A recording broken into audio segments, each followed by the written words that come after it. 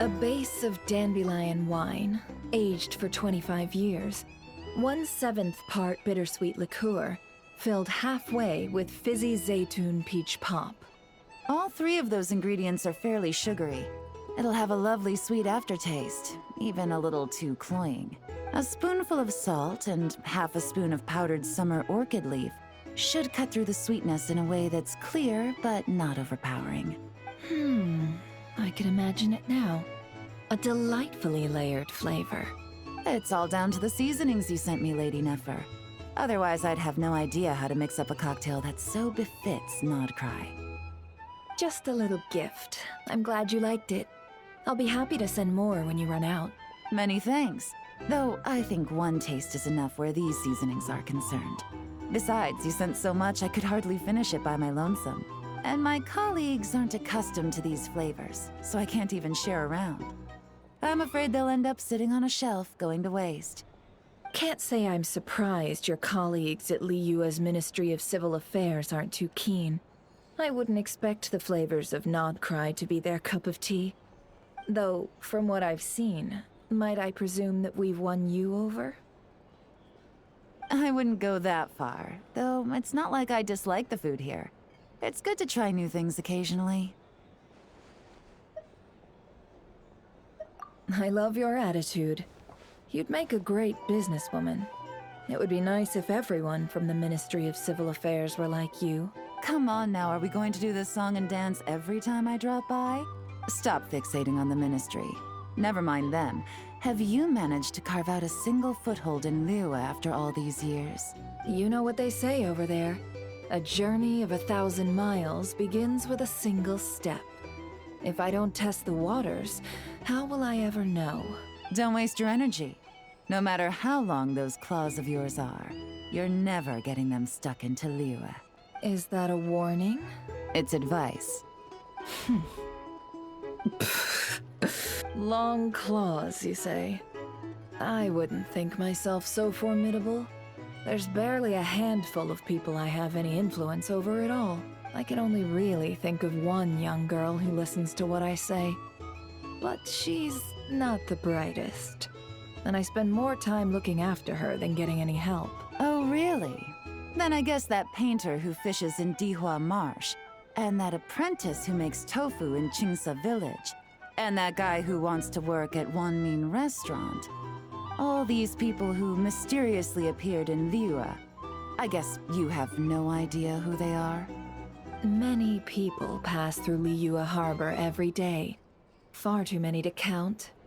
How could I possibly know every last one of these enigmatic nobodies? Though I must say, your memory is quite impressive. Your colleagues must sleep easily, knowing they have you to lean on. Why, thank you.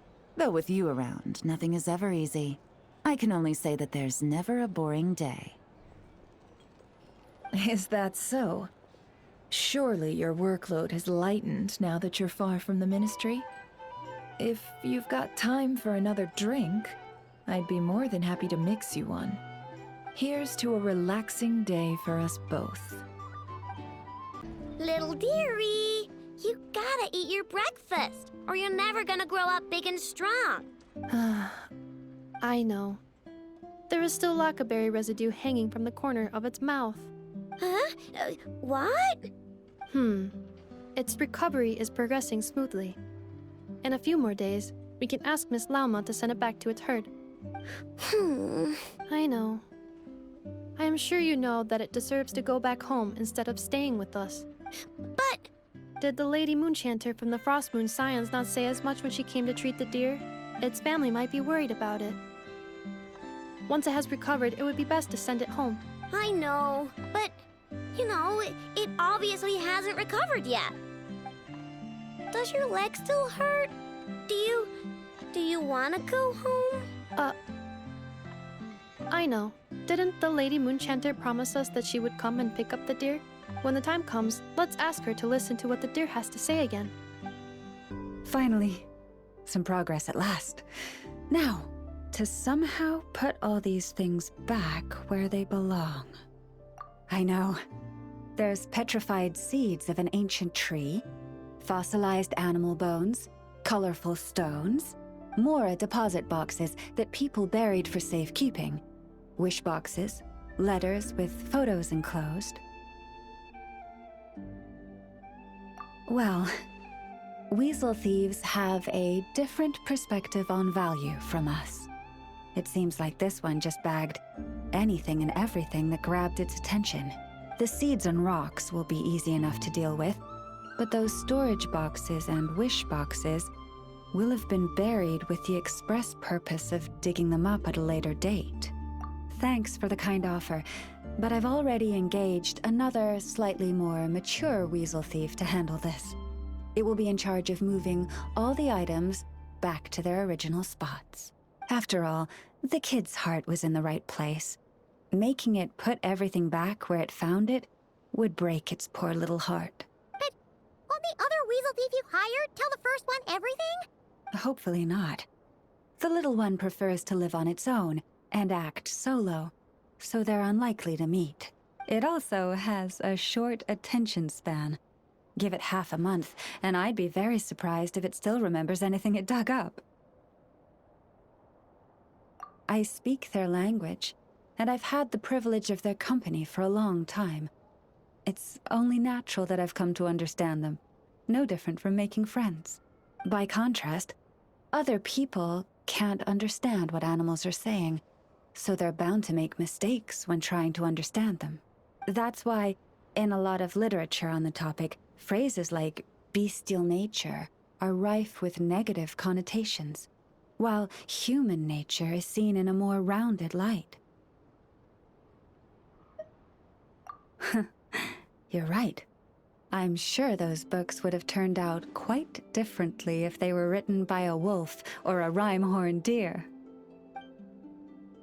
In any case, to me, human nature and bestial nature are both simply nature.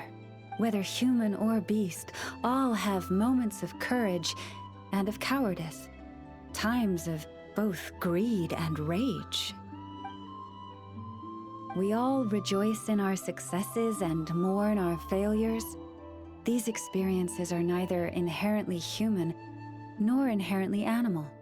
They are a part of our shared nature, a nature bestowed upon all living things by Mother Nature herself. I do sometimes wonder whether the world around us might have turned out for the better if humans and animals could communicate with each other. But I know it is but a fantastical idea that can never be. Then there are those who reject nature and turn their back on the natural way. They are the wayward ones who do not hesitate to pull the trigger, even when they speak the same language as the object of their slaughter. Yes, child. I know you can protect yourself, and that you are far fleeter of foot than they. Do not worry. No one shall harm you again. How time flies. I should get back to sorting through that pile of treasure. I should have enough time to get everything in order before the weasel thief arrives.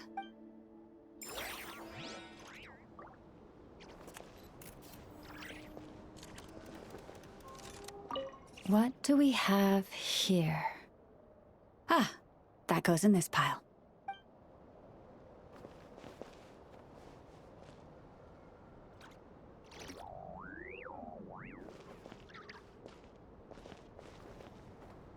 Where in the world did I put that book?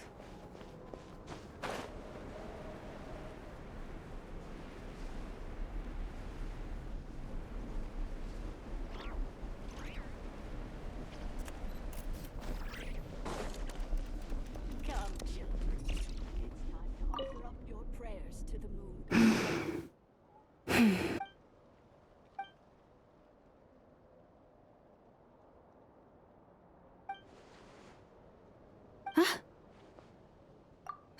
It's you, traveler. I trust you're well. No, that's not it at all. It's just, my antlers are quite heavy. I almost toppled over. It gave me quite a shock. Indeed it does. As you've seen, my antlers are bigger than everyone else's.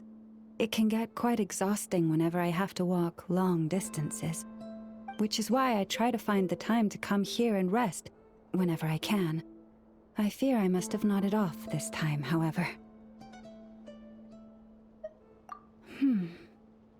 I'm afraid nothing much helps beyond finding somewhere to sit down every now and then and taking a rest.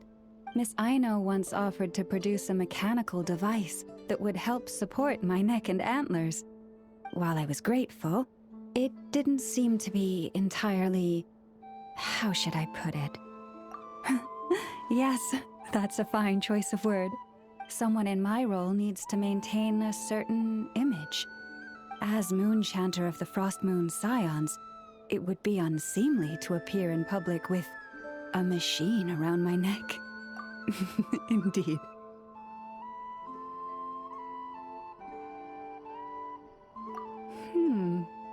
That's actually... I must say I found that quite the amusing mental image. Thank you. A good laugh was exactly what I needed to chase the tiredness away. Don't be a stranger. Feel free to drop by whenever you're passing through. I'll make sure we have all the fresh fruit you can eat. All 15 samples have been collected and encased in low-temperature vessels. 2 layers, 1 metal, 1 ceramic, ready to be shipped tonight. Take them to the Flower Feather Clan via express ship. From there, get them on priority shipping using the courier's Blue Bolt service. Once they reach the northern edge of the Children of Echoes, transfer them to another boat that'll go east and arrive at Elong Wharf through a special customs checkpoint. Speed is of the essence. Got it. A combination of Plan B3 and Plan C2, then. Uh-huh. It's the Traveler. How did you do that?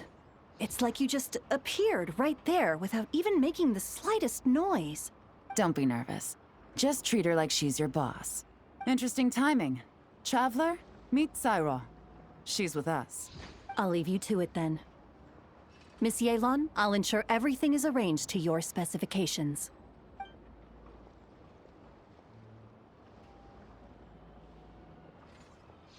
They're plant and mineral samples containing Kuvaki. I'm sending them back to Liua for the Ministry of Civil Affairs to analyze. Nothing escapes you. There are also some pictures relating to the Fatui among these samples. These show their research facilities, their current weaponry, and the distribution of their camps. Liua is a long way from Nodcry, but it never hurts to be prepared. It's one of the reasons, but I'm also here to purchase some intel from Nefer, boss of the Curatorium of Secrets. Dealing with her always requires a lot of preparation, both mental and financial. Have you ever heard of the Northern Intelligence Network? It's essentially a forum for intel exchange, a loosely structured organization with no real rules or regulations. But you can find well-connected people from all walks of life there who are willing to trade information, as long as you can pay their price. Nefer currently represents this Northern Intelligence Network, and the Curatorium she operates is its primary point of sale. If intel was all they sold, that would be one thing. But it's said the network has spies planted in every region, and that they're always on the lookout for even more informants. In no small part thanks to the efforts of my colleagues, the network's tendrils have been unable to take hold in Liua. It doesn't matter if they send official representatives or smuggle in spies. They are met with a polite but firm rejection every time. I imagine that we must be one of the very few unknowns remaining on their map of the world. Why would she? Nefer's too smart to hold a grudge when it comes to business, and she's not one to say no to a big bag of coins. Other factors notwithstanding, I'm a valuable customer. The Northern Intelligence Network has plenty of information that only I'm willing to buy. Well done for picking up on my phrasing. You're getting good at finding clues. Up until now, all of my dealings with the network have been of a personal nature. The Ministry has nothing to do with it.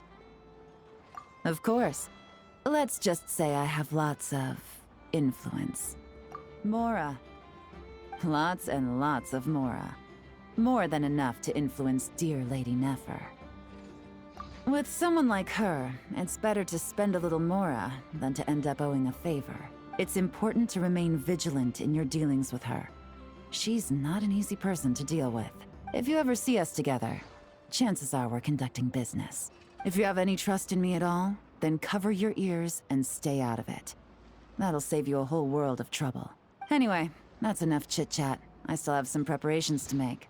Goodbye for now.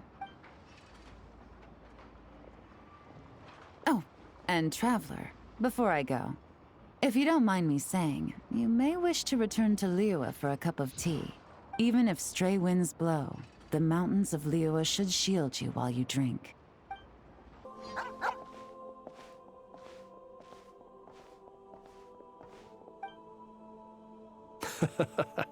This is a good one. Here, take this meat for yourself.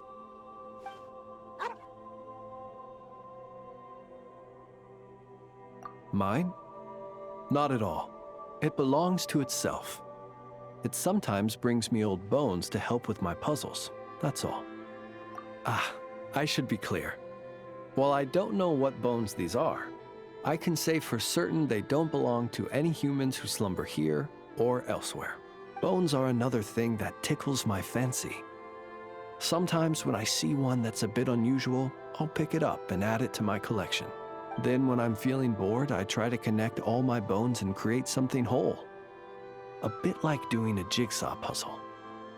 You could call it a form of artistic expression. Even though each piece of this bone puzzle picture is unrelated to the next, and indeed they cannot possibly be related, just pondering how best to put them together and create something beautiful is an extremely relaxing process. Then, one day, an uninvited guest intruded on the room where I kept my bone puzzle picture.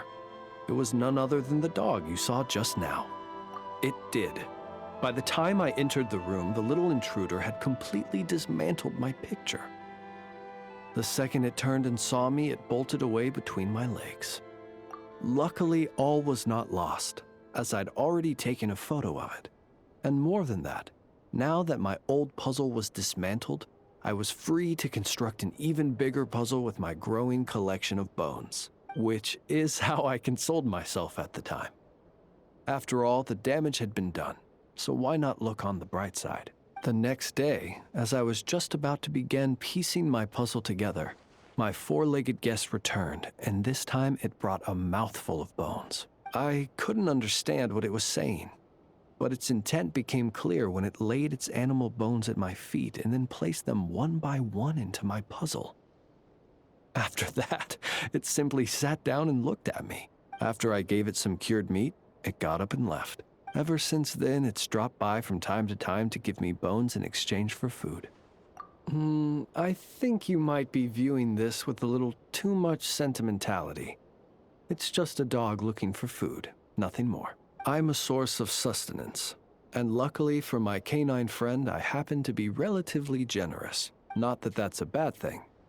I view it more as an assistant under my employ. It doesn't speak, and it leaves when I tell it to.